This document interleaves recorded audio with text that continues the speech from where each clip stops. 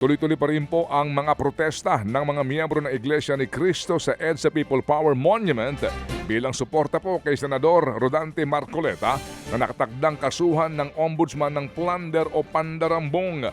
Sa EDSA po na nagpalipas ng magdamag ang ilang mga miyembro ng INC kahapon na dumalo po sa rally nga pero mas kumaunti sila sa ngayon. Gayunman po inaasahang ito'y dadami muli habang nagsisimula na po ang umaga. Natili rin po hanggang ngayon ang mga bus na ipinarada po sa EDSA White Plains simula pa kahapon. Sandamakmak po ng mga commuters at motorista ang naperwisyo at ilang oras pong stranded sa EDSA. Nang sorpresa nga po o bigla ang mag-rally at iharang ng mga taga-INC ang natura mga bus sa EDSA kahapon na madaling araw. Nagkaroon ng tensyon nang magkatulakan ang mga relihista at mga pulis. Meron din pong mga inaresto dahil sa manoy panggugulo. Wala pong inisyal na permit ang mga relihista pero nakakuha po sila kinahapunan. Sa pahayag mo naman ng INC, sinabi po nila ang rally pagpapakita ng suporta kay Marcoleta, nakakasuhan po ng Ombudsman ng plunder. Ito'y nag-uugat sa 75 million pesos na campaign donation na tinanggap ng senador pero hindi niya idineklara sa kanyang sose at salin bilang congressman. Sa kaugnay na balita, umalma po si Senator Rodante Marcoleta sa nakatakdang pagsasampa ng kasong plunder laban sa kanya.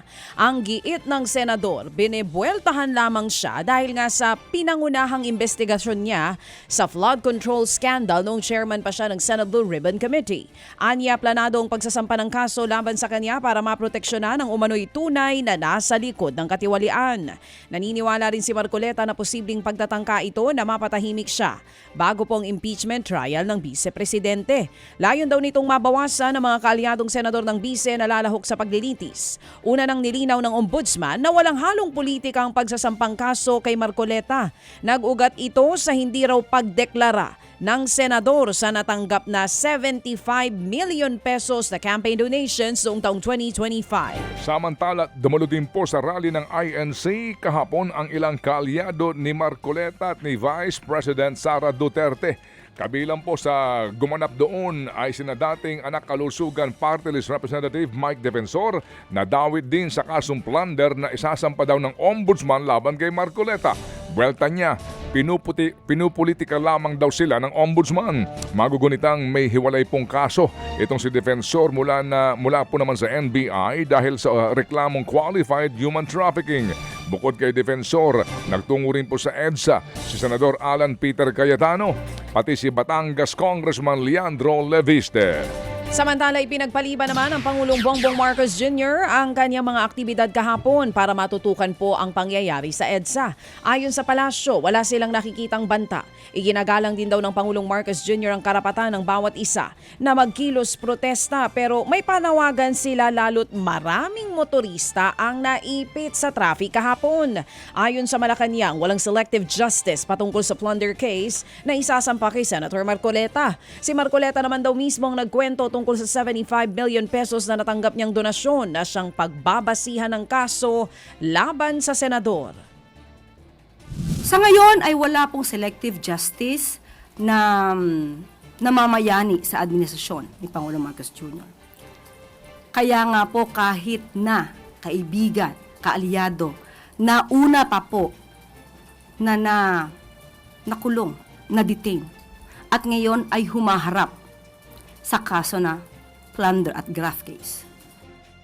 Yan nga po ang tinig ni Palace Press Officer Attorney Claire Castro. Samantala, nagpahayag naman ng suporta sa protesta ng EDSA o ng protesta sa EDSA si VP Sara Duterte. Sabi niya, malinaw ang poor governance at kapalpakan ng administrasyon na matugunan ng totoong problema ng ating mga kababayan gaya po ng mataas na presyo ng bilihin at kawalan ng trabaho. Ang giit pa ng Vice Presidente, ginamit daw ng gobyerno ang issue ng justice system sa pamamagitan ng paghahabol sa mga individual na maingay laban sa korupsyon at pang-aabuso.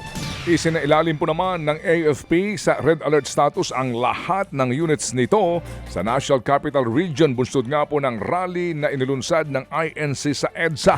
At ayon sa AFP, ito'y bahagi ng kanila pong standard operation at protocol para nga tiyakin na handa ang mga sundalo at ilang pang assets nila na tumugon kung kinakailangan.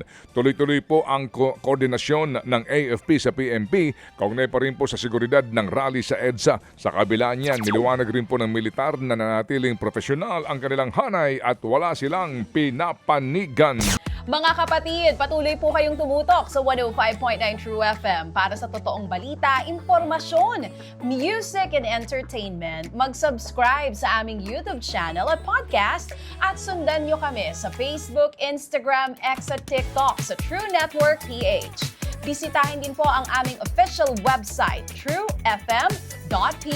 At panoorin din kami sa True TV Signal, Channel 19. Kami po ang 105.9 True FM. Laging true sa'yo, kapatid.